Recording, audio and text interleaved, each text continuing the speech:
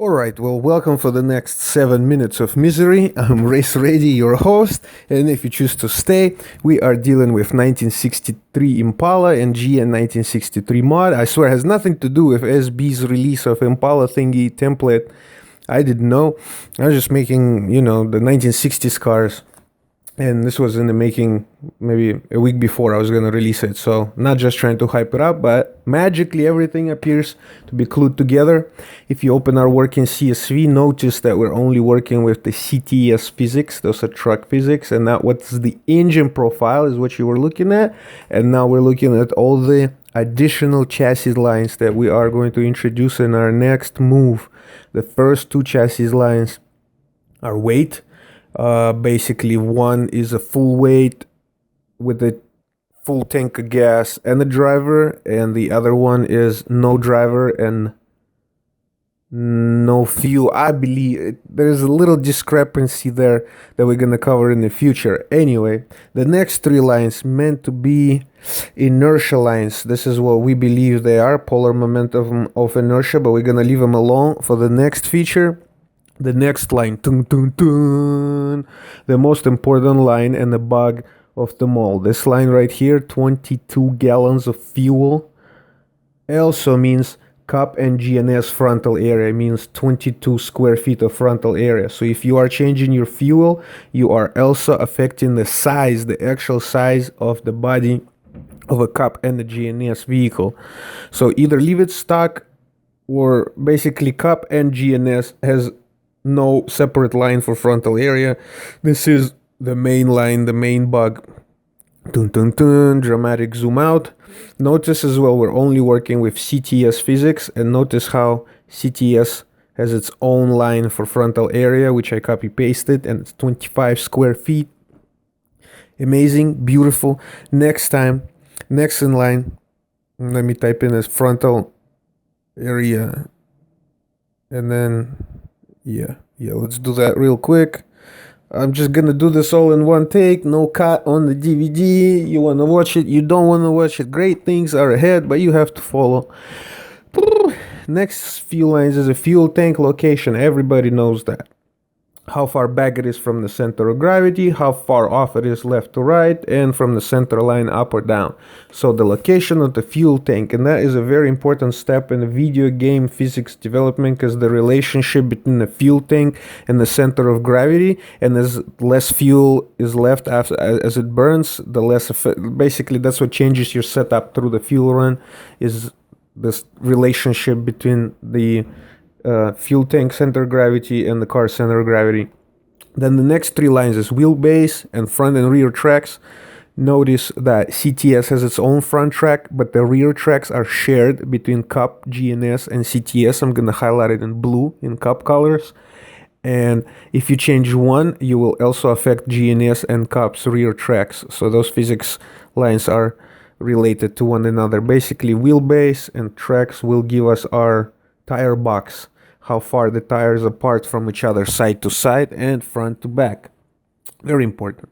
Next line is the weight balance, and it needs to be tweaked if you want a neat looking garage settings, but for now we're just gonna leave it stuck. That's not as important, we'll do that later on.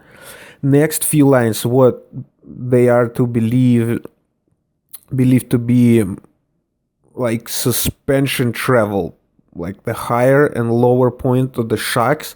I might be completely wrong, but what it is, it sets the height of the chassis as well as the movement of how far the shocks move.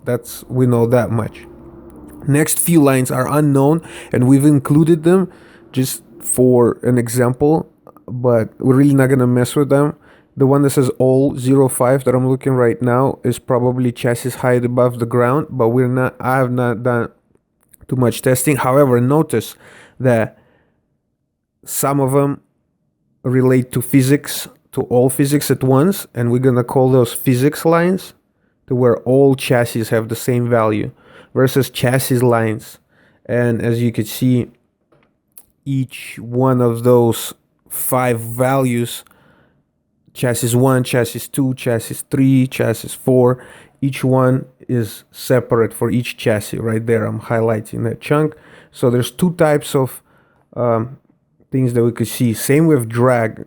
Drag is different for every chassis separately, not for all CTS chassis together. So that ends up being a chassis line versus a physics line. Comparing those that way will kind of clarify which lines are more important and make up the first chunk, and then what lines line up on top of it depending on each chassis you run. If any of that shit made sense, please post a like, subscribe, whatever, if you made it this far. Next, what I want to do next, let's just draw our model. So we know our front and rear tracks and the wheelbase. Those people that know what those are, there you go. Rear track, front track. We know the wheelbase, or the length of the chassis between the tires. That's pretty good. We know there's a center of gravity over there, as well as there's a fuel tank location that we've just set. Boom. We've talked about the relationship between the fuel tank center of gravity and the center of gravity, and how that will change the less fuel you have farther along your fuel run, if that makes any sense. So we're taking care of this. What else do we have? Next, frontal area, I believe, is the one we're taking over, and that's simply, is it a bus or is it a NIAS car? Very simple. Here you have my super cool accurate drawing of realistic bus physics right there with the frontal area. And this is some Back to the Future vehicle with top speeds of 220 miles an hour and a cool spoiler. But you can see the difference between frontal area. That's how much air is going to hit you in the face as you go fast. Then the travel suspension height and, like, you know, the shock. That is to be tested. But the effects are pretty clear. That's what you said. But anyway, too much mubbling. Keep on going. Then drag coefficient. I mean, for everyone who knows, I'm just repeating myself, but for all of you newbies out there, that's the number 6 value. Very important. Is your frontal area a slick one, like right there? Is it a slick futuristic bus, or is it a square bus? So all that is gonna affect your top speed, is gonna affect your acceleration. The faster you go, the more resistance you're gonna get from the air. And we have successfully just explained like the first 6 very, very basic, very, very elementary grade kindergarten style changes that we're gonna introduce, and running overtime right now, showing you stupid pictures. Race ready. Your host has been 7 minutes of misery. See you next time. Subscribe and all that shit.